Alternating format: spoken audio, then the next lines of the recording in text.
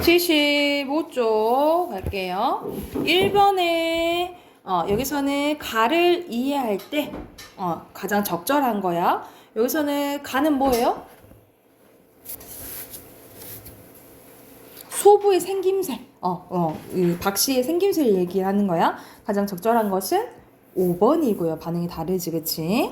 그리고 2번에 윗글에서 알 수 있는 박씨의 면모예요. 박씨는 되게 비범하죠? 그래서 딱 가만히 있어도 보이는 거잖아. 그래서 친절하게 옆에 한자성어 풀이 돼 있죠, 그쵸? 봤을 때 2번이에요. 그리고 3번에 적절한 것은 1번입니다. 77쪽으로 갈게요. 77쪽 보면은 여기서 윗글의 서술 방식은 거의 고전소설은 선생님이 3인칭 전지적 작가 시점이라서 거의 다. 그래서 1번이고요. 그리고 5번에 기억을 이해한 것으로 적절하지 않는 것은 기억 부분은 마지막 그 문장이거든요. 그래서 여인이 박씨가 이뻐진 거지, 그치? 그래서 알맞지 않은 것은 당연히 5번이겠죠? 부정적인 거 아니죠? 그리고 6번에 여기서는 도수를 부리니까 정기성이라 해서 비현실적인 면모를 다 고르면 5번입니다. 79쪽 가면 윗글에 등장인물로 등장인물에 대한 설명으로 적절하지 않은 거 여기서는 4번이에요. 개화는 하고 싶은 말을 직접적으로 하고 있어요. 그리고 8번에 적절하지 않은 거네. 다정하지 않죠? 2번이에요. 8번에 2번. 그리고 9번에 적절한 거예요. 가장 적절한 것은 여기서는 선생님이 박시전의 창작 의도 가장 많이 묻는다 했잖아요. 그치? 그걸 또 묻는 문제죠. 5번이죠. 자, 빈칸 넣어볼게. 박씨는 비범한 능력을 지녔고, 그리고 상공은 누구의 아버지? 이시백의 아버지예요. 그리고 개화는 박씨의 시비, 종이라고 생각하시면 됩니다. 그리고 서사구조, 시련을 겪었는데 비범한 능력을 가지고 있지만 추한 외모 때문에 박대리를 받았죠. 그리고 조력자의 도움을 받는데 아버지가 박저사가 와가지고 뭐를 벗겨요? 허물을 벗게 해주지, 그치? 그리고 위기를 맞는데 청나라의 침입으로 병자호란이 일어나죠.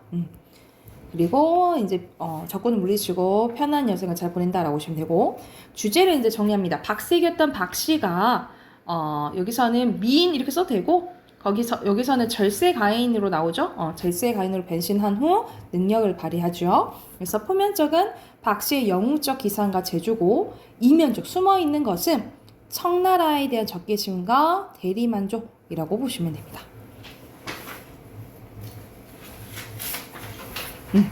됐으면 오늘 할 부분도 춘향전, 고전소설이 또 나왔네요. 춘향전인데 전체적인 이제 춘향전의 스토리는 여러분은 알고 있을 거예요. 아는 친구도 있고 모르는 친구도 있겠지만 자, 남원에 여기 전라북도 남원에 이제 성춘향과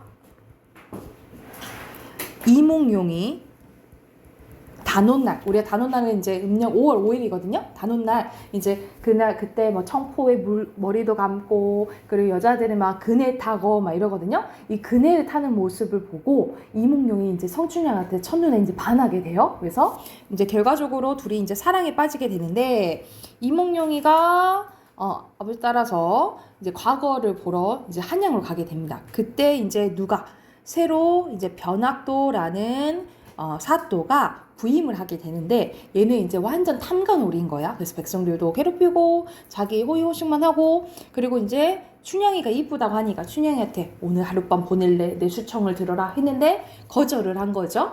그래서 이제 옥에 갇히게 됩니다. 이 상황에서 이몽룡이 장원급제를 그러니까 과거 시험에서 1등을 해가지고 암행어사로 이제 오게 됩니다. 그래서 암행어사로 변학도가 이제 잘 하고 있는지 남원에 다시 오게 되는데 당연히 얘는 이제 탐관오리가 된 거지. 탐관오리인 거지. 그래서 얘를 이제 봉고파직하고 성춘향을 이제 구해주고 이제 해피엔딩으로 끝나는 그런 전체적인 이야기예요. 그래서 본문에서는 어디서부터 이제 나오냐면 이제 그 변학도의 생일잔치인데 이때 이몽룡이 거지인 척을 하고 이제 잔치에 들어가는 상황이에요. 그래서 밥을 조금 얻어먹고 이제 둘이 이제 양반들끼리 사또끼리 모여서 노는 분위기라 생각하면 돼.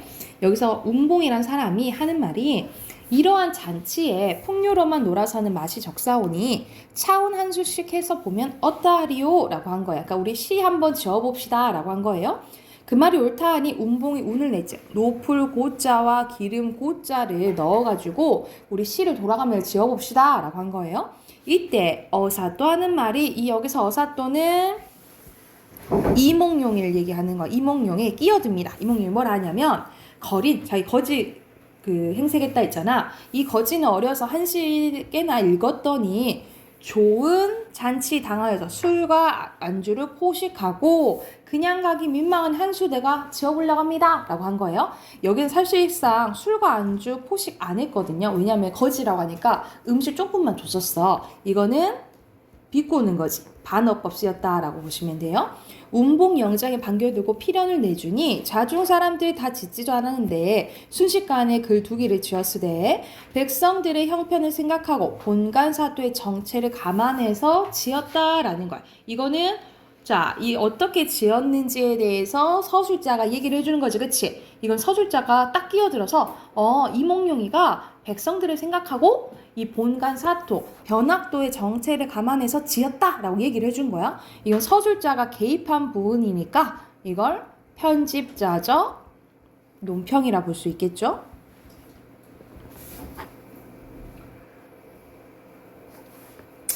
자, 그래서 이렇게 시를 이제 지었는데 시를 해석해 보면 금동이의 아름다운 술은 백성들의 피고 옥소반의 아름다운 안주는 일만 백성의 기름이라 멋멋은 멋머다 라고 표현한 거야. 그럼 전체적으로 은유법 쓰였고요. 그리고 여기서는 촛불 눈물 떨어질 때 백성 눈물 떨어지고 그리고 노래소리 높은 가운데 원망소리 높다라는 거야. 그래서 여기서 누굴 비판하는 거야? 편학도 너가 지금 백성들에게 착취해서 잘 먹고 잘 사는 거 아니냐. 백성들 눈물 흘리고 원망소리 한다 라고 얘기를 한 거야. 여기서는 이렇게 비슷한 문장 구조 반복돼요. 그래서 뭐라고 보시면 되냐면 대구법도 쓰였다라고 보시면 되겠죠. 그래서 여기서는 전체적으로 은유법이랑 대구법이 쓰였다라고 보면 돼.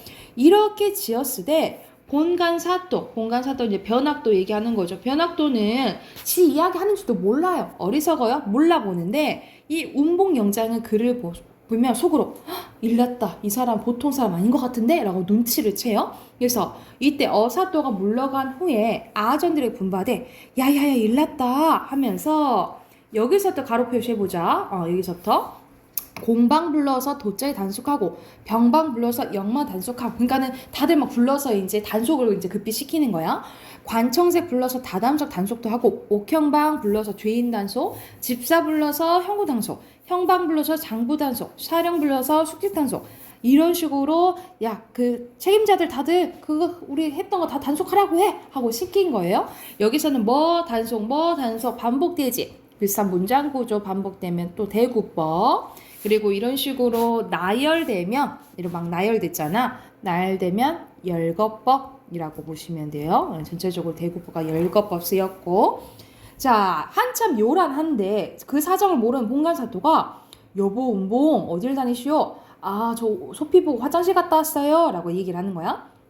본관사또가 술주정을 나서 분부하되 춘향이를 급히 올리라. 이때 어사또 부하들과 내통한다. 서리를 보고 눈길을 보더니 서리 중방 거동보소 역조를 불러서 단속할 때 이리 가면 수군. 그러니까 지금 암행어수 출두야 이거 하라고 이제 어명을 내린 거예요. 명령을 내린 거예요.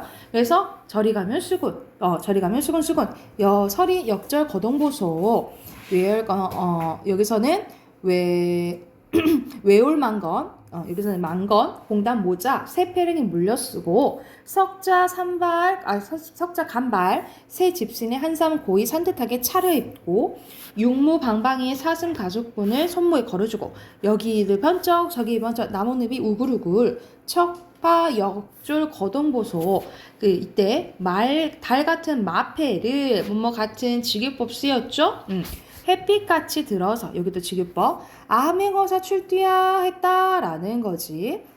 그래서 외치는 소리에 이 암행어사 출두야 하는 외치는 소리에 자 강산이 무너지고 천지가 뒤집히는 듯 했다라는 거죠. 사실상 그 정도는 아니었을 거 아니야, 그치? 부풀려서 얘기한 거죠. 그래서 여기서는 과장법 쓰였고 그리고 뭐뭐 하는 듯이 직유법도 쓰일 수 있다라고 보시면 되겠죠. 그리고 초모 금수인들 모든 생명체가 아니 떨겠냐라는 거야. 다 떨었다라는 거죠. 그 소리가 너무 커서 일부러 의문문 형식으로 표현하는 서리법도 된다라고 보시면 돼요. 근데 이건 또 누가 얘기하는 거야? 서술자가 얘기하는 거야. 여기도 편집자적 논평이 쓰였다라고 표시해 두시면 돼요. 그 다음 쪽으로 가볼게요. 그래서 이제 난리가 났습니다. 출두야 하면서 자 모든 아전들을 들라 외치는 소리에 육방이 넋을 잃고 공영이요 등채로 휘다닥 하고 지금 다 이제 우왕좌왕 도망가는 장면을 생각하면 돼.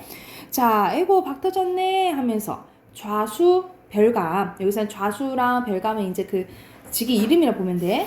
자 여기 또 표시 이방 호방 혼을 잃고 나졸들이 분주하네. 모든 수령이 도망갈 때 거듭 모습 봐라 이 말이야. 인계 잃고 강정 들고 원래 인계를 가져가야 되는데 강정을 들었다 이 말이지. 병부 잃고 성편 들고 탄건 잃고 용수 쓰고 하 쓰고 소변 쓰고 나야 지금 난리가 난 거예요. 그래서 똥오줌 못 가리는 거예요.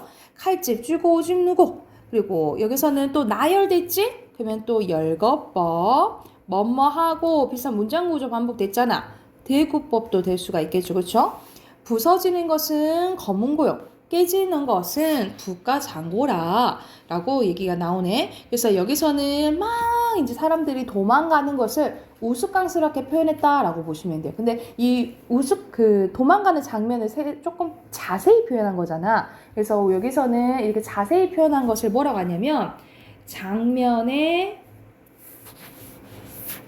여기까지 장면의 구체화라고 해요.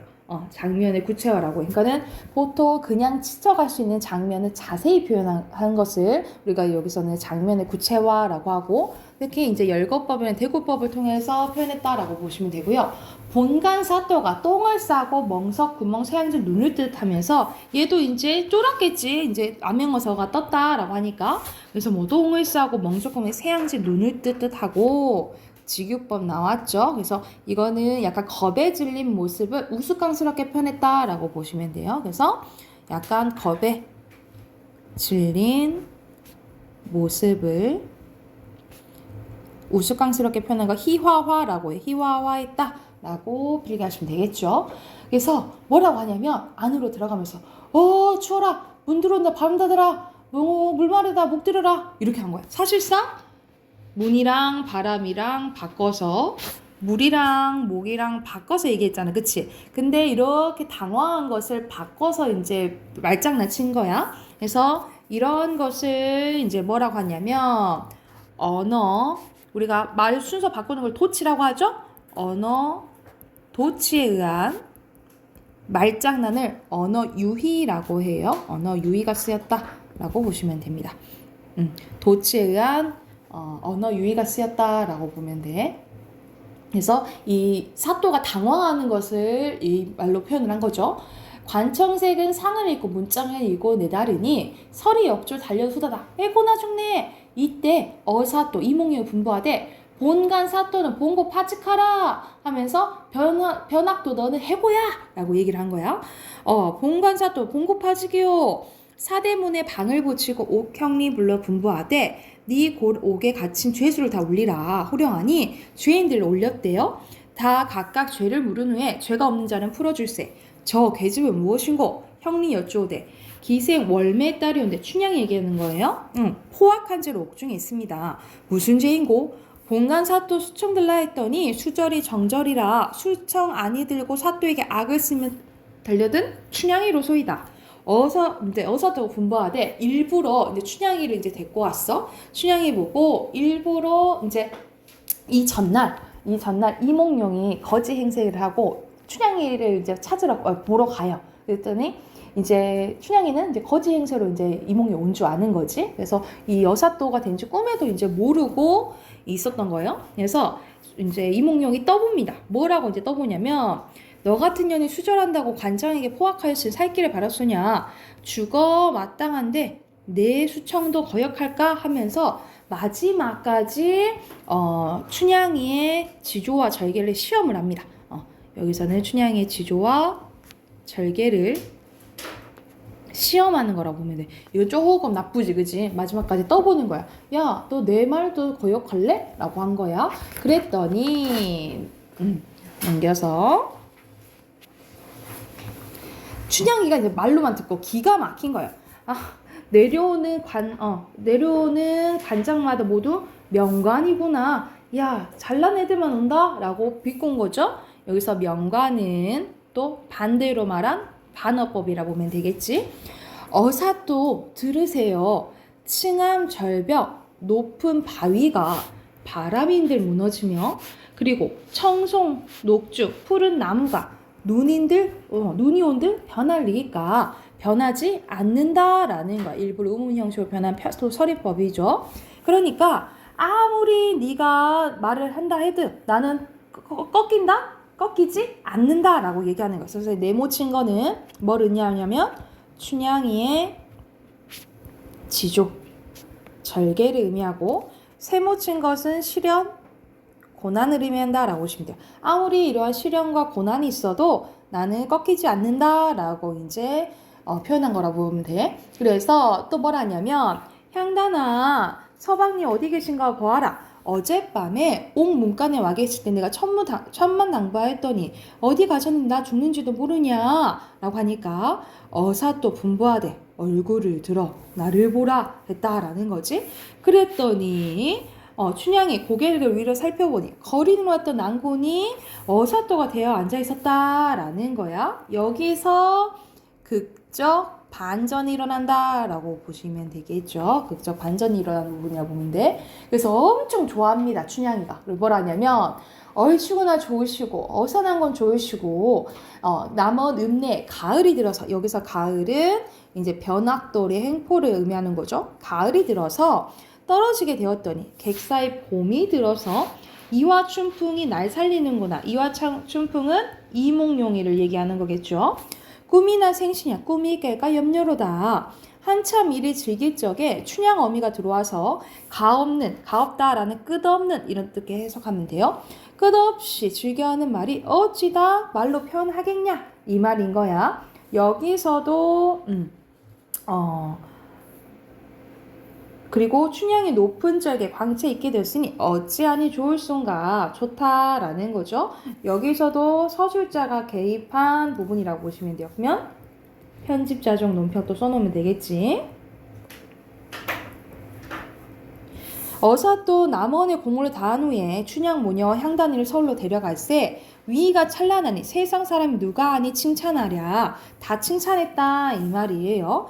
자, 그래서 여기 이런 부분, 이런 부분이나 또는 뭐 이런 부분 다 서술자의 개입이라고 생각하시면 돼요.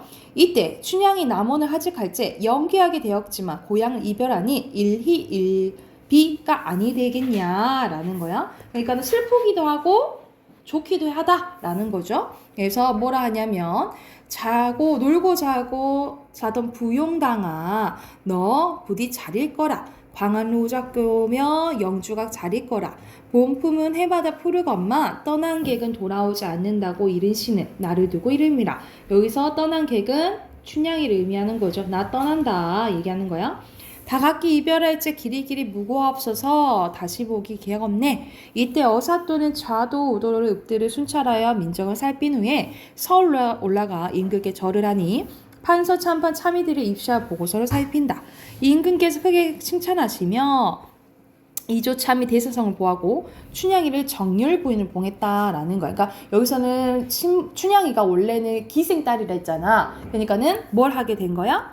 신분 상승을 하게 된 거죠.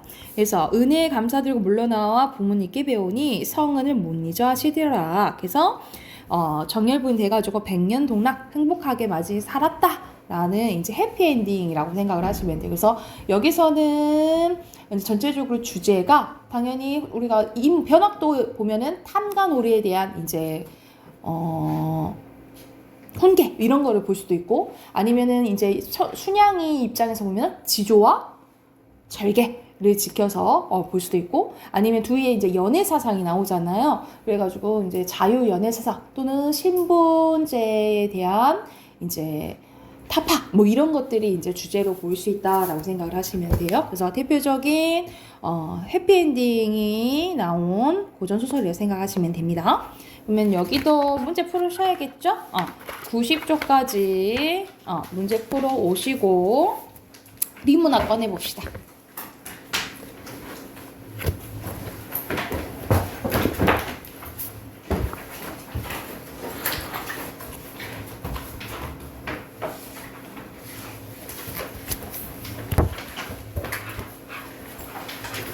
60쪽 할 차례거든요. 60쪽 문제 풀고 같이 볼게요. 먼저 63쪽까지 풀고 같이 봐봅시다.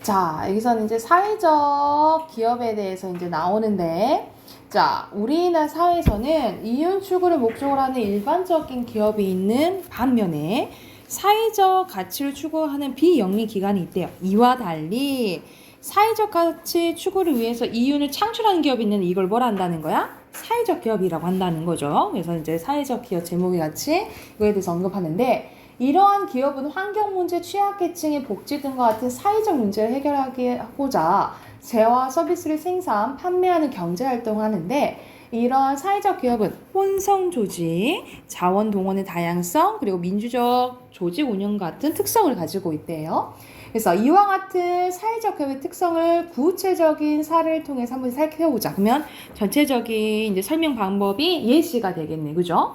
자, 버려진 물건으로 조형물을 만들고 이렇게 나오잖아. 그러면 이렇게 기업 관련된 거 이것도 마찬가지로 이거는 본문 안 봐도 바로 풀 수 있는 문제죠. 그러면은 바로바로 왔다 갔다 하면서 바로 풀면 되는 거야. 이런 문제들을. 그래야지 시간 단축할 수가 있어요. 자, 여기서는 만들다라는 것은 제공하다랑 관련되나? 제공하는 것을 이렇게 보여주는 거잖아. 그치? 오히려 만들다, 제작하다 이게 어울리겠죠. 2번은 1번부터 잘못 듣네. 2번 1번이고요.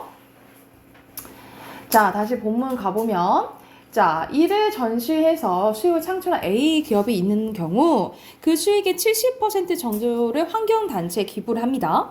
그 전시 활동과 수익 기부 활동을 보면 A 기업이 환경 문제 해결이라는 사회적 가치 창출을 목표로 한다는 것을 알 수 있다라는 거죠.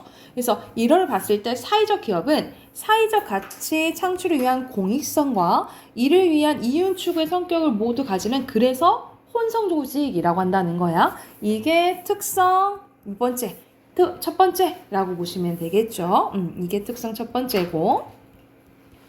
자, 3문단에서 보면 취약계층 사람들을 고용하여 결식 이웃에게 저렴한 가격으로 판매할 도시락을 만들고 배달하는 사업체 B의 경우 도시락 판매로 얻은 수익만으로 지속적인 기업이 운영이 불가능합니다.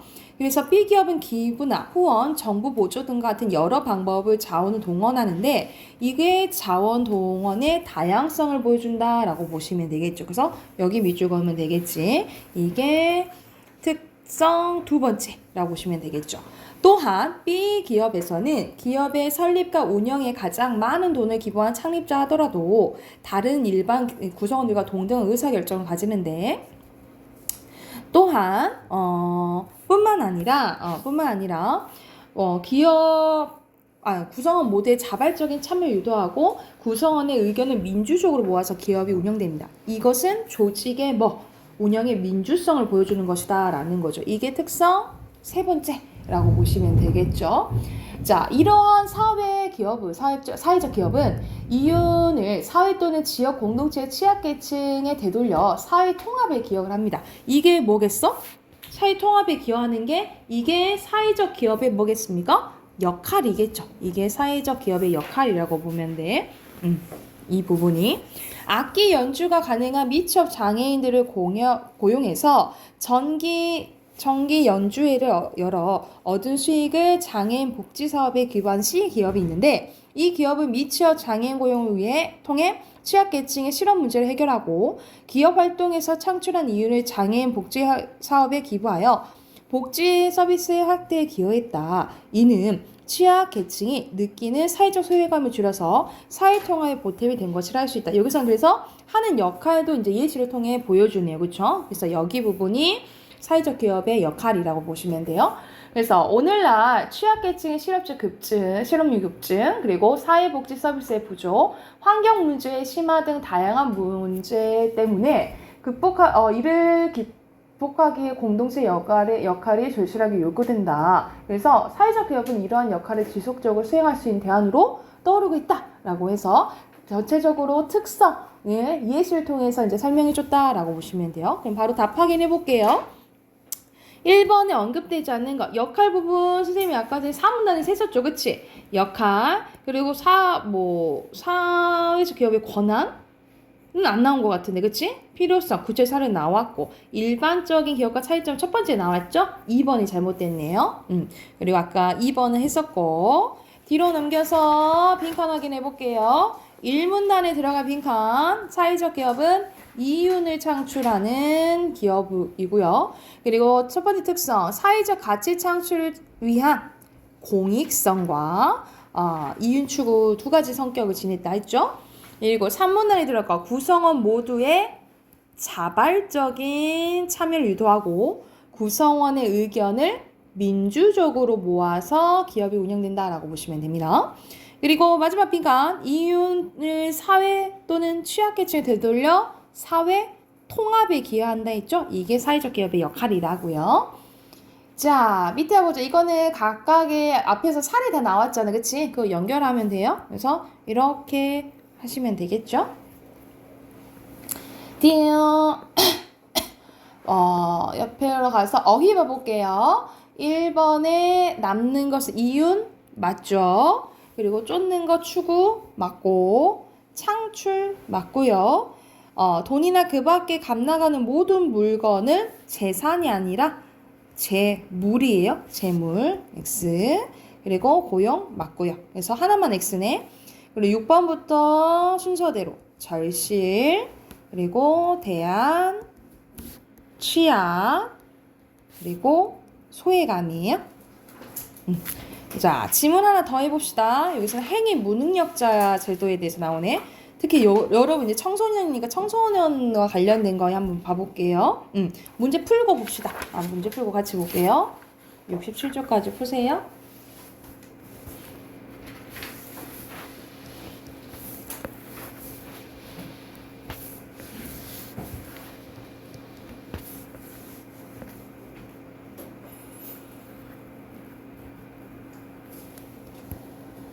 됐나요? 같이 봐봅시다. 여기서는 이제 행위 무능력 제도에 대해서 이제 나오는데, 자, 첫 번째 문장부터 문제 제기를 해요.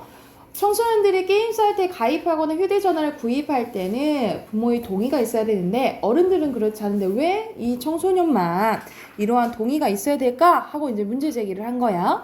그래서 이제 바로 답이 나오는데, 자, 계약과 같은 법률 행위를 하여 권리를 얻거나 의무를 지려면 자신의 의사로 판단하고 결정할 수 있는 능력이 있어야 한다. 그래서 이 예시가 나오네요. 예를 들어 태어난 지 얼마 안 된 아기나 많은 어른은 의사 능력이 할 수가 없다라는 거죠. 그런데 이 의사 능력 유무를 구별하는 기준이 좀 어렵다는 거야. 그래서 우리 민법에서는 근거를 민법에 들었네. 의사 능력의 판단 여부를 쉽게 파악할 수 있도록 하기 위해서 일정한 조건에 해당하는 경우에 의사 능력이 없다고 일률적으로 취급하는 제목에서 나온 행위 무능력자 제도를 이제 두고 있대요. 자, 개인의 의사 능력 유무를 묻지 않고 행위 무능력자라는 사실만으로 단독으로 유효한 법률 행위를 할 수 없도록 정하다라는 거지. 그러니까 판단 능력이 없으면 얘는 이제 함부로 이제 계약 같은 걸 할 수가 없다라는 거죠. 그래서 대표적인 행위 무능력자로 만 20세 미만의 사람이 미성년자가 행위 무능력자다라고 보시면 돼요. 자, 행위 무능력자인 미성년자가 계약과 같은 법률 행위를 할 때는 반드시 미성년자의 법정 대리인 동의를 얻어야 되는데 이것은 국가가 미성년자를 특별히 보호해야 할 대상, 사회적 약자로 인식하기 때문에 이렇다라고 보시면 되겠죠. 그래서 이래서 이제 만들어졌다라고 보면 돼. 자, 미성년자의 법정 대리인은 1차적으로 친권인 부모이고 만약 부모가 없거나 있지만 대리할 수 없는 경우에는 조부모, 삼촌, 고모와 같은 후견인이 이제 법정 대리인이 된다라고 보시면 되겠죠. 그러니까 1차적으로는 부모다라고 보면 돼. 그렇다면 미성년자가 법정 대리인의 동의를 얻지 않고 한 계약은 어떻게 되는지 이제 나와요. 미성년자가 계약으로 인한 효과를 원하지 않는다면 만약 원한다면 미성년자 또는 자기 본인 또는 그의 법정 대리인이 취소할 수 있대요. 이걸 취소권이라고 하는데 취소권은 미성년자가 성인이 된 날로부터 3년 이내 또는 계약을 맺은 후 10년 이내에 행사해야 된대요. 계약이 취소되면 아예 그냥 무효가 된다라고 보면 되겠지. 자, 이때 미성년자는 계약으로 얻은 이익이 현재까지 남아있는 상태 그대로를 되도록 줘야 되는데 상품은 그냥 그대로 주면 되고 미납 요금이나 위약금 주지 않아도 된대요. 그러나 법정 대리인이나 성년이 된 계약자가 대금을 일부 지급하면 돈을 일부 냈으면 이것은 계약을 이거는 그럼 인정한 걸로 돼서 계약을 취소할 수 없다라는 거지. 그리고 미성년자가 거짓말로 사업자에게 자신의 성년을 믿게 하거나 법적 대리인의 동의가 있는 것처럼 소개했으면 이것도 취소가 안 된다 이 말이야. 그런데 미성년자가 부모님의 동의 없이 계약을 했을 때 그 계약은 언제든 취소할 수 있기 때문에 사업자는 당연히 불안하겠지, 그치? 보호를 못 받잖아. 그래서 헌법은 또 이제 헌법을 들었네요. 정당한 방법을 통한 사유재산의 소유를 국민의 기본 권리로 규정하고 있는데 이에 따라서 민법에서는 미성년자와 정상적으로 거래한 상대방에 대한 보호 방안도 마련되어 있는데 첫 번째 보호 방법이에요. 사업자에게 미성년자의 법정 대리인에게 일정 기간 정해서 계약 기간을 취소할 것에 대한 확답을 요구할 수 있는 권리인 최고권을 준다라는 거지. 최고권을 주고요. 이때 유예 기간에 확답이 없는 경우에는 추인, 인정한 것으로 본다 이 말이야. 두 번째입니다. 사업자가 미성년자 측의 추인이 있기 전에 계약이 잘못되었음을 알게 되었을 때 즉시 계약을 철회할 수 있는 권리도 사업자에게 부여된다. 그러니까는 여기서는 미성년자의 행위 무능력자를 보호해주는 것도 있지만 사업자 보호해주는 것도 있다라는 내용이에요. 그럼 문제 한번 봐볼게. 일치하는 일치 문제네요. 이것은 바로 1문단에 알 수 있겠죠? 1번이고요. 2번에 1문단의 첫 번째 질문에 대해 적절한 거야. 왜 청소년은 동의가 필요해요? 왜냐면 얘는 행위 무능력자니까 판단을 제대로 할지 못하기 때문이죠. 그럼 몇 번이야? 3번이죠. 그쵸? 그리고 어휘 문제 이렇게 계속 한 문제씩 계속 나오지. 특히 이제 한자와 관련된 것은 앞에 글자는 똑같은데 뒤에 글자가 달라서 헷갈리는 경우가 많거든요. 그리고 어감상으로 많이 이제 대입해서 봐야 돼. 여기서 알맞지 않은 것은 5번이에요. 부여는 어떤 자격을 주는 거지. 이건 붙게 하는 것은 뭐 부로 시작하면 부착이 맞겠죠? 부착이 맞겠지. 자, 뒤에는 문단별로 내용 일치의 문제가 나오네요. 1문단. 자, 행위 무능력자 만 20세 미만 미성년자 제도 두고 있는 거 맞죠? 2문단에 자, 미성년자 법정 대리인의 동의를 얻어야 되는 거 맞죠? 3문단에 미성년자가 법정 대리인의 동의를 얻지 않고 한 계약의 효과 원하지 않으면 미성년자 본인 아닌 대리인이 가야 돼? 미성년자 본인도 되고 대리인 된다 했잖아. 그치? X죠. 그리고 미성년자가 자신의 맺은 계약을 취소할 수 있는 권리가 최고권이야? 최고권 누구한테 부여하는 거야? 사업자한테 부여하는 거죠. 그쵸? X죠. 자, 행위 무능력자 제도를 실시하는 이유는 뭐예요? 누굴 보호해주기 위해서요? 미성년자 보호해주기 위해서인 거예요. 그래서 간단하게 그렇게 쓰면 되겠죠? 국가가 특히 청소년을 사회적 약자로 판단한다 그랬죠? 그래서 아이고 뭐라 쓰는 거야? 국가가 사회적 약자인 누구를? 미성년자를 보호하기 위해서 행위 무능력자 제도를 실시하고 있다라고 보시면 되겠죠. 자, 그리고 밑에는 취소권과 최고권에 대해서 이제 나오는데, 취소권은 말 그대로 계약 취소할 수 있는 권리죠, 미성년자가. 그리고 성인이 된 날부터 3년, 몇십 년 이내고, 최고권은 누가 갖는 거예요? 사업자가 갖는 거죠. 그래서 계약을 취소할 것인지에 대해서 확답을 요구할 수 있는 권리입니다. 그래서 유예기간 동안 미성년자 측에 확답이 없으면 이제 추인하는 것을 보고 아니면 잘못된 걸 알았을 때는 바로 취소할 수 있다 라고 보시면 되겠죠? 됐나요? 자, 마지막 어휘 봐보자. 어휘 1번에 납세 의무죠? 의무해야 되는 거. 그리고 우더른의 왕의 후견인 노릇을 산 거고 의미를 부여한 거죠. 그리고 4번부터는 이렇게 표시하시면 됩니다. 이렇게 마지막 이렇게.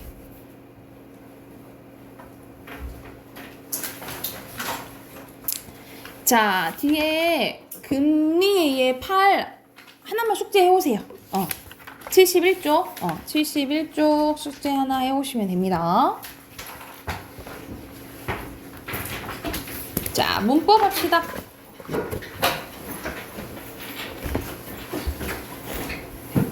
저번 시간에 문법을 안 해가지고 문법을 채점을 어디에 해야 되는지 모르겠네.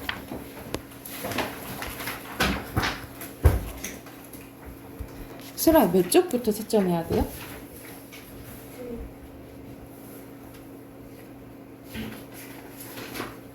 어. 73쪽부터? 73쪽부터 채점할게요.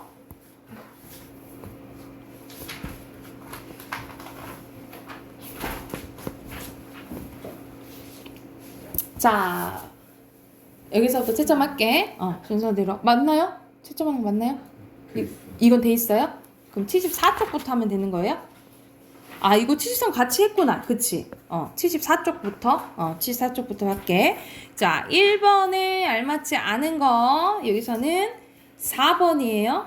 서술절에 특별한 조사를 결합하거나 연결한 말을 넣은 게 아니지. 주어가 2개고 서술어 하나면 서술절이라고 했지. 그쵸? 1번에 4번이고 2번에 안긴 문장이 아닌 것은 2번이죠. 이건 목적어 그냥 서술어네. 그쵸? 목적어냐 서술어니까 이거는 서술절, 요거는 명사절, 요것도 명사절, 이거는 인용절이죠. 그리고 3번 가볼게요. 정수는 잃어버렸다. 뭐를? 어제 산 공을 샀다. 서술어지. 주어 생략돼 있네. 이거는 관형절이죠. 3번에 4번. 명사절을 포함한 게 아닌 거. 내가 오기, 그가 전부니, 노래가 발표되기, 내가 오라쓴, 풍성한 곡식의 수확을 비는 행사가 있었다. 풍성한 곡식의 행사를 비는, 이건 관형절이네. 5번이죠. 그리고 5번에 안긴 문장이 잘못 연결된 거, 땀이 나게 부사절 맞죠? 그럼 토끼가 이기기, 이거는 명사절이네. 기잖아요. 그쵸? 명사절로 고치시면 되겠죠? 나머지는 밑에 어서 방학이 오기 명사절, 동생이 어질은 관형절, 자신이 그 일을 하겠다고 인용절. 나머지는 맞죠? 자, 6번에 민가 바로 넣는 거네. 안긴 문장은 문장 속에서 하나의 문장 성분 쓰이는 문장을 말한다. 안긴 문장 중 용언을 꾸미는 건 뭐예요? 부사절이죠. 바로 답 1번 나왔네. 그쵸? 그리고 7번에 적절한 거 고르는 거네. 바로 분석해보면 그는 몰랐어. 약속 시간에 이미 늦었음을. 명사절이죠? 명사절. 언니는 집었대. 그 물건은 나보다 빠르게. 여기서는 빠르다. 서술절이죠? 아니, 미안해. 부사절이죠? 그리고 사람들은 바랄 때 전화가 빨리 수리되기를 명사절이죠. 광수는 말할 때 영화 정말 재밌었다. 이거는 인용절이죠. 나는 바쁘다. 다음 주에 시작될 축제 준비 때문에 여기서는 다음 주에 시작될 축제 준비. 그래서 이거는 여기가 서술어니까 관형절이네요. 그죠? 그러면 여기서 적절한 것은 뭐예요? 1번이네. 나보다 빠르게가 안긴 문장이죠? 부사절이니까. 됐나요? 넘어가 되겠어요? 놓쳤으면 얘기하세요. 자, 1번. 여기서 알맞지 않은 거네요. 4번이고요. 직접적인 관련이 맺지 않는 것은 독립성분에 대한 설명이지. 그리고 2번에 해당하는 거예요. A에 해당된대. A 봐보자. A가 들어가 있네. 봐봐. 이 문장에서 꼭 필요한 성분이래. 그럼 주성분에 뭐 있어?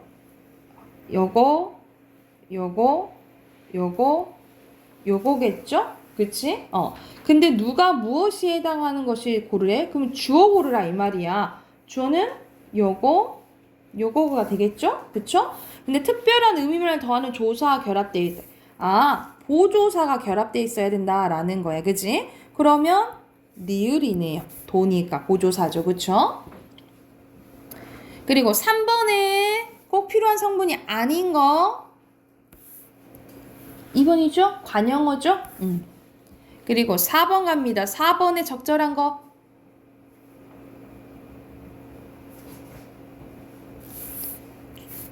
여기서 봐볼까? 어제 그 노래 다 들었니?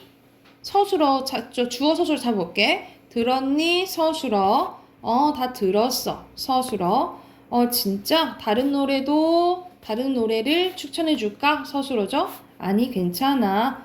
주어가 생략된 거, 기억, 니은, 미음?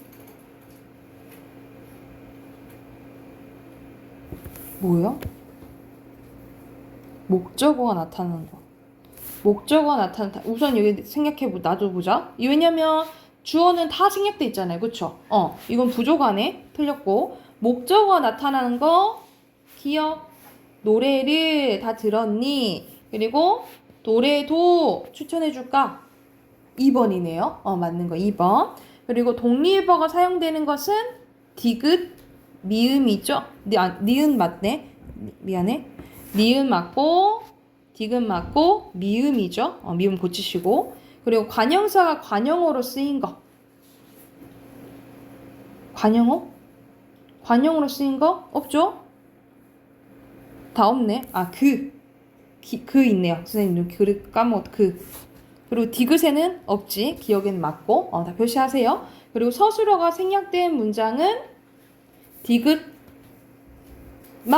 생략됐죠. 그쵸? 됐나요? 넘어가 되겠어요? 그리고 5번 가볼게요. 잘못된 것끼리 묶인 거래. 여기선 열심히, 이거 잘못됐다. 뭐예요? 부사어죠? 부사어고. 틀린 건 바로 고쳐놔. 부사어. 선생님이 이것도 잘못됐다. 보어줘. 되었다니까. 선물을 목적어 맞았네. 아주 부사어죠. 그리고 독립 가방에 부사어 맞네. 그래서 기억, 니은, 릴 2번이 답이네요. 그리고 6번에 적절하지 않은 거 3번입니다. 독립어, 주어, 부사어. 이거 부사어예요. 서울로 부사어. 자, 7번 갈게요. 7번에 적절하지 않은 거. 자, 여기서는 기억은 혼문장, 그리고 여기서는 아는 문장, 이어진 문장 이렇게 들어가야 되는 거야. 알맞지 않은 것은 2번이에요. 2번은 이어진 문장으로 가야겠죠. 이건 이어진 문장. 그리고 8번에 여기서 아는 문장, 이어진 문장 나누는 거네. 고, 그리고 서, 기억, 디귿이 이어진 문장이죠. 나머지는 아는 문장이네요. 2번이죠. 자, 9번에 적절하지 않은 거. 뭐라도, 뭐뭐 할지라도 간다는 거잖아. 그치? 이거는 배경인데 대등? 대조? 아니죠? 1번이 답이네. 바로 나와버리네. 그죠? 나머지는 다 맞다 생각하시면 돼요. 그리고 주성문, 부족성문 나뉘어주래. 독립성분 네죠. 네. 주성문 저는 도서관에서 재미있는 책을 읽었습니다. 이렇게 되겠죠. 됐나요?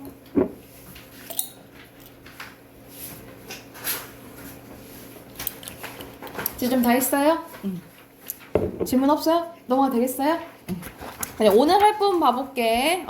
오늘 할 부분은 우리가 2학년 때 시험 범위로 나왔었던 이제 발음이에요. 발음했던 부분인데 이 부분은 이제 더 심화돼가지고 이제 나오긴 하는데 여기서는 이제 간단히 여러분이 아마 아는 부분일 거야. 다시 한번 언급하고 넘어가 볼게요. 모음 발음할 때입니다. 모음 발음할 때는 원래 음을 살려서 발음하는데 왜나 위는 이중모음 발음할 수 있다 이 말이에요. 그러니까 왜나 위는 원래 단모음이잖아. 그치? 여러분 단모음 책에는 10개는 외우고 있어야지. 어떻게 외워야 돼? 이, 에, 위, 왜, 아, 우, 오. 이게 단모음 10개야. 우리가 이중모음 11개고 그러니까는 단모음만 외워놓으면 나머지는 이중모음이다라고 해놓으면 되겠죠. 그쵸? 그래서 원래는 이거는 단모음인데 뭐로 발음할 수 있다 이 말이야? 이중모음으로 발음할 수 있다 이 말이야. 그러니까는 왜 가도 되고 왜가 이거도 된다라는 거지. 둘 다 가능하다라고 생각을 하시면 돼요.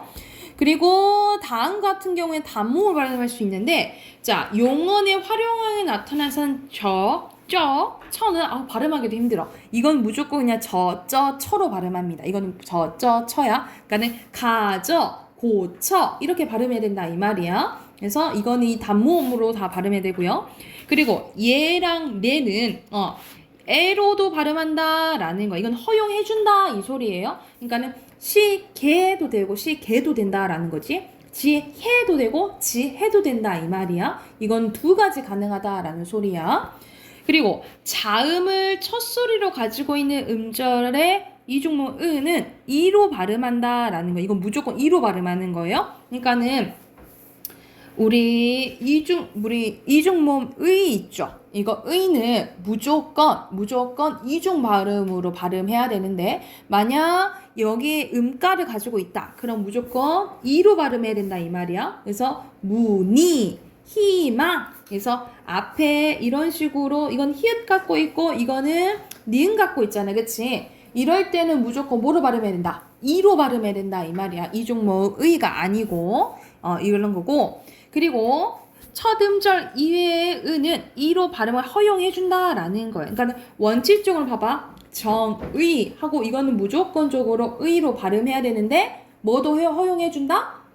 이로 발음하는 것도 허용해준다 이 말이에요. 이도. 그리고 조사 있죠? 조사의는 애로도 발음 허용해줍니다. 그러니까 원칙적으로 너의 이렇게 발음해야 되지만 너애도 된다 이 말이에요. 이해됐나요? 그럼 봐봐. 가장 많이 나온 게 우리 이거 했었을 거야. 민주주의의 의. 이건 발음이 어떻게 가능하냐라고 했을 때 자 여기서 의는 첫 번째 글자가 아니죠. 그러니까 무조건적으로 의로 발음해야 되지만 첫 글자가 아니기 때문에 뭐도 가능해? 이도 가능해요. 그쵸? 그리고 여기서 의는 조사죠. 민주주의의 의니까. 그러니까 원칙적으로 의로 발음해야 되지만 조사는 모두 가능하다 했어. 애도 발음하는 거죠. 가능한 거죠. 이해됐나요? 그리고 의 했을 때 이건 첫 번째 글자지. 첫 번째 글자니까 잠깐만 이거 너무 멀어서 너무 가까워서 자 이건 첫 번째 글자니까 이건 무조건 뭐로 발음해야 돼? 의로 발음해야 된다 이 말이야. 이거는 뒤에는 두 번째 글자이기 때문에 의도 되지만 뭐도 되는 거야? 이도 되죠. 그쵸? 그러면 이건 발음할 수 있는 경우의 수가 몇 개인 거야? 2개, 1개, 2개, 8개가 된다라고 보시면 되겠죠. 이건 발음할 수 있는 경우의 수가 8개나 된다라고 생각을 하면 돼. 이거 됐나요? 자, 그 다음에 받침의 발음 봐볼게. 헛받침이에요. 헛받침은 받침이 하나 있을 때 헛받침이라고 하는 거야. 우리가 쓸 때는 상관없는데 발음할 때 올 수 있는 헛받침 몇 개 있다 이 말이야. 7개 있다 이 말이야. 이걸 7종성법이라고 해요. 그래서 자, 맘대로 이거 외우신 분들은 외우시지만 보통 가느다란 물방울 이렇게 외우라고 하지, 그치? 또는 그녀 다리만 보여 이렇게 외우라고 하긴 하는데 하는데 이렇게 7개만 발음을 하고 그 밖에는 다 이것 중에 하나로 바뀌어야 된다라고 보시면 돼요. 그래서 기역, 쌍기역, 키읔은 기육으로 발음 나고요. 그리고 디귿으로 많이 발음돼요. 디귿, 티읕, 시옷, 쌍시옷, 지읒, 지읒, 히읗은 디귿으로 발음 나. 그리고 비읍과 피읍은 비읍으로 발음된다라고 보시면 돼요. 가장 헷갈리는 게 여러분 이거 있잖아. 히읗으로 발음하는 사람들이 많은데 이건 어떻게 발음해야 돼? 히읗이에요. 히읗. 그래서 대체적으로 다 디귿으로 발음난다라고 보시면 되겠죠. 자, 그리고 겹받침입니다. 겹받침은 서로 다른 받침을 얘기를 해. 똑같게 오면 쌍받침이에요. 쌍받침이고 서로 다른 받침은 겹받침이라고 하는데 이건 둘 중에 하나만 발음된다라고 보시면 됩니다. 하나만 발음되는 거야. 그래서 대표적으로 너, 안따, 여덟, 외골, 훌따, 갑. 이건 뒤로 발음되는 거야. 흑, 삼, 읍다예요. 읍다. 자, 근데 항상 예외가 있지? 예외가 있지? 여기 별표 쳐놓자. 예외 별표. 자, 겹받침 리을 비읍이에요. 리을 비읍은 자, 예외가 있는데 얘는 외우셔야 돼요. 이거는 밥은 무조건 밥으로 발음해요. 그러니까는 리을 비읍은 리을로 발음한다 했잖아. 그러면은 예를 들어서 봐봐. 이거는 어떻게 발음해야 되냐면 리을로 발음내가 넓다예요. 넓다. 넓다 아니야. 넓다야. 넓다. 근데 리을 비읍은 이거는 무조건 밥으로 발음해. 비읍으로. 그리고 둥글다, 넓적하다, 넓쭉하다도 비읍으로 발음한다. 둥글다, 넓쭉하다, 넓적하다예요. 이거는 예외적으로 외워놔야 돼. 이건 넓다는 그냥 넓다야. 다시 한번. 수영아. 자, 밥다, 넓적하다, 넓쭉하다, 넓둥글다. 이거는 뭐로 발음한다고? 비읍으로 발음한다고. 밥다, 넓적하다, 넓쭉하다, 넓둥글다예요. 이거 빼고는 다 리을 비읍은 리을로 발음되는 거야. 그리고 겹받침 리을 기역입니다. 이 리을 기역은 원칙은 닭 생각해봐. 닭 기역으로 발음나지, 그치? 꼬꼬댁 닭 하면 기역으로 발음나지. 근데 이거는 기역 앞에서는 리을로 발음해요. 그래서 원래 이거는 어떻게 발음해야 되는 거야? 막다예요. 막다지. 근데 이런 식으로 뒤에 기역이 오면은 어떻게 발음나? 리을로 발음나는 거. 맑고 이렇게 된다라고 보면 돼. 그래서 원래는 기역이 아니고 기역으로 발음해야 되는데 뒤에 기역이 오면 리을로 발음한다라고 생각을 하시면 되겠죠. 자, 그리고 받침입니다. 받침 히읗이야. 받침 히읗 보면 히읗 뒤에 기역, 디귿, 지읒이 오잖아요. 그러면은 거센 소리가 돼서 키읔, 티읕, 치읒 소리가 납니다. 그러니까 예를 들어서 이렇게 되는 거야. 합쳐져서 어떻게 되는 거야? 발음이 좋고 이렇게 된다라는 거야. 그래서 히읗 뒤에 기역, 디귿, 지읒이 오면 키읔, 티읕, 치읒 되고요. 받침 히읗 뒤에 시옷이 되면 쌍시옷이 돼요. 그래서 닷소, 만소, 올소 이렇게 되고 받침 히읗 뒤에 니은이 결합되는 경우에는 니은이 소리가 납니다. 낳는 이렇게 되는 거야. 근데 결과적으로 이렇게 되는 거지. 원래는 어떤 현상이 일어나는 거냐면 우리가 히읗은 어떻게 발음나? 디귿으로 발음난다 했지, 그치? 그래서 원래 낳는인데 디귿과 니은이 만나면 비음화가 일어나요. 그래서 결과적으로 비음화 현상이 일어나서 결과적으로 낳는 이렇게 발음된다라고 생각하면 돼. 근데 이건 결과만 얘기해 준 거야. 그래서 낳는, 놓는 이렇게 발음난다라고 보시면 되고요. 받침 히읗 뒤에 모음으로 시작하는 어미나 전미사가 결합되는 경우에는 소리가 난다, 안 난다? 안 난다. 그래서 탈락 현상이 일어난다라고 보시면 돼요. 좋아. 아는, 달아 이런 식으로 탈락 현상이 일어난다라고 보는데 이거는 의문의 변동이랑 이제 연관 지어서 이제 기억을 하시면 돼요. 자, 그래서 옆에 이거 잠깐 봐볼게. 옆에는 이제 받침에 대해서 이제 나오는데 받침 뒤에 모음으로 시작하고 문법적 의미를 지닌 말이 올 때는 헛받침이 그냥 연음이 돼요. 그래서 빛이, 언즈 이런 식으로 뒤에 이나 을은 조사잖아. 이러한 의미가 없는 문법적인 형식 형태소 이런 것을 형식 형태소라고 하거든요. 형식 형태소가 올 때는 그냥 뭐 되는 거야? 연음된다라고 생각을 하면 돼. 연음되는 거예요. 그런데 받침 뒤에 모음으로 시작되는 실질적인 의미를 지닌 말이 오면은 이거는 의미가 있는 실질 형태소를 얘기하는 거예요. 실질 형태소. 이럴 때는 음절의 끝소리 규칙이 적용이 되고 연음된다라고 보시면 돼요. 이거 얘기를 한번 더 들어볼게. 옷 했을 때 옷이라는 의미가 있잖아. 그치? 이럴 때는 먼저 음절의 끝소리 규칙이 적용이 돼요. 그래서 옷 이렇게 되는 거야. 그 다음에 연음되는 거예요. 겉옷 이렇게 발음이 된다라고 생각하시면 되겠죠. 겉옷 이렇게 발음된다라고 생각하면 되겠지? 이거 디귿을 바꿔야겠다. 이렇게 되겠죠? 이런 식으로 된다라고 생각하면 돼. 그래서 뒤에가 의미가 있고 없고가 큰 거야. 뒤에가 의미가 없으면 그냥 연음. 그리고 뒤에가 의미가 있으면 음절 끝소리겠죠. 칠종성법 적용이 되고 그 다음 연음된다라고 생각하면 돼. 이것도 마찬가지예요. 봐봐. 앞이라는 의미가 있지? 이럴 때는 닭, 앞에 연음돼서 닭 앞에 이렇게 되는 거예요. 그래서 음절의 끝소리 규칙이 적용이 되고 그 다음에 연음된다라고 보면 돼요. 자, 다시 한번 여기서는 이제 발음법 나오는 거야. 모음 알아둬야 된다 했어. 어떤 게 이중모음. 여기서 왜는 이중모음으로 가능하다고, 이중모음으로 가능하고, 발음 알아두셔야겠죠? 가 어떻게 이제 발음되는지. 그리고 7종성법 알아두시면 되고, 겹받침은 얘를 많이 보면 돼요, 여러분. 그리고 발음을 평소에 여러분이 잘못하는 게 되게 많거든요. 우리가 우와 이거 진짜 바다 우와 높다 이렇게 할 수 있는데 바다 넓다 이렇게 해야 된다는 거죠. 그러니까 평소에 이런 것을 많이 연습을 해야 돼. 헷갈리는 것은.